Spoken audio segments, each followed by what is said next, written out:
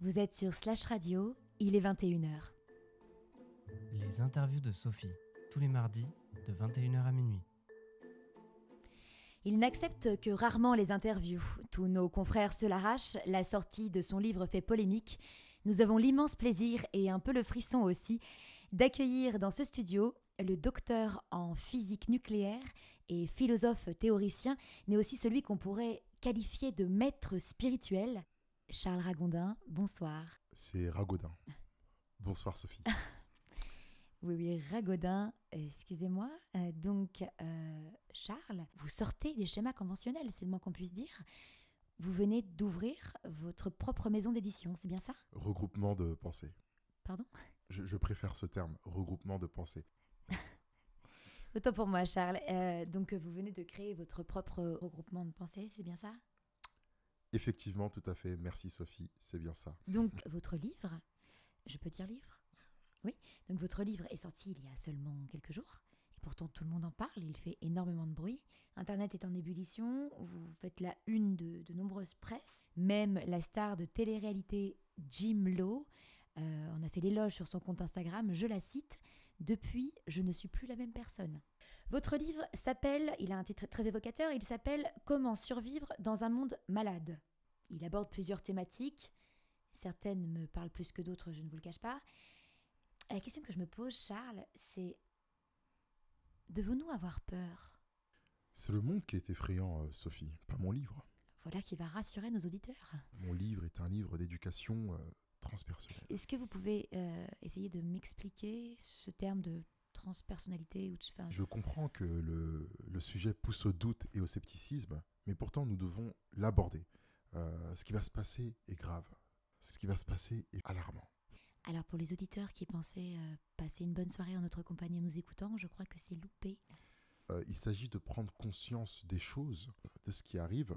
Bon, moi, personnellement, je me place en tant que passeur. J'offre mon savoir et la possibilité aux personnes de découvrir quelle est l'ultime vérité. Alors je reviens juste sur le terme que vous venez d'employer, offrir, parce qu'il me semble quand même, si je ne me trompe pas, que votre livre coûte 39,50 €, ce qui n'est pas donné. Nous devons nous préparer à un bouleversement sur Terre, à un changement de paradigme, une inversion des pôles qui mènerait à un renversement du Saros. Il faudrait savoir aussi que notre corps abrite une âme. Oui, la rétale, c'est bien ça ? Absolument. La rétale est la seule chose de pure qui demeure en nous à l'heure actuelle. C'est un triste constat, mais notre enveloppe est souillée, dégradée par les énergies néfastes. Vous savez, c'est un constat qui a été écrit par plusieurs physiciens. Je n'invente rien. Qu'est-ce que vous voulez nous dire ? Qu'est-ce que vous dites là ? Qu'on va tous mourir, c'est ça ? Mais non, Sophie, personne ne va mourir. Parce que justement, la rétale, comme vous dites si bien, va survivre. Nous avons la possibilité de purifier notre âme avant que celle-ci s'envole. Pourquoi est-ce qu'on ne me l'a pas dit plus tôt ? Il me semble que vous préconisez également de ne pas s'approcher d'ondes, d'appareils électriques, électroniques. Certains matériaux aussi sont déconseillés, comme, je crois, le polystyrène et le métal, si je ne dis pas de bêtises. C'est très résumé, mais c'est à peu près ça. Oui. Donc pour ça que vous acceptez les interviews que très rarement et sous condition.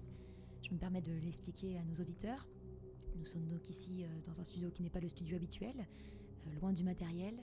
Ici, seules les ondes radio passent. Vous portez donc aussi vos fameux gants que je ne présente plus, dont les ventes avaient explosé suite à la sortie de votre précédent livre.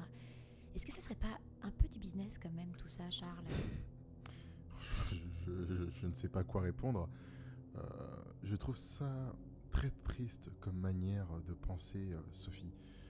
Vous avez quand même 5000 disciples abonnés à votre newsletter, qui payent 30 € par mois, c'est ça ? Ça vous fait déjà une jolie petite retraite. Il y a autant d'adhérents, puisque la menace... Vous avez des preuves ? Au niveau statistique, on n'en sait rien, mais en revanche, les données sont là. Avez-vous des preuves de ce que vous avancez, Charles ? Je crois que je viens de vous répondre. Avez-vous des preuves concrètes de ce que vous avancez, Charles ? Vous pensez que la mort n'existe pas, c'est bien ça ? La mort du corps, si. La mort de l'âme, non. Et donc quoi ? Vous poussez les gens au suicide, peut-être ? Mais puisque la mort n'existe pas, alors à quoi bon avoir peur ? vous mettez en application ce que vous préconisez, je suppose, non? Évidemment, oui.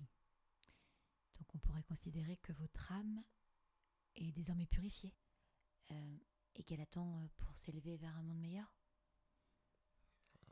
Tout à fait. Pourquoi ne pas anticiper la chose dans ce cas? Je suis pas sûr de vous suivre. En toute logique, vous êtes prêt? Alors allez-y. Ce n'est pas si simple. Bien sûr que si, c'est simple. Vous me l'avez très clairement expliqué tout à l'heure. Qu'est-ce que vous me proposez, Sophie, de me tuer là, en direct, sur votre plateau? Moi, je vous propose rien, Charles. C'est vous qui proposez. Bah, allez-y, Charles, tirez-vous une...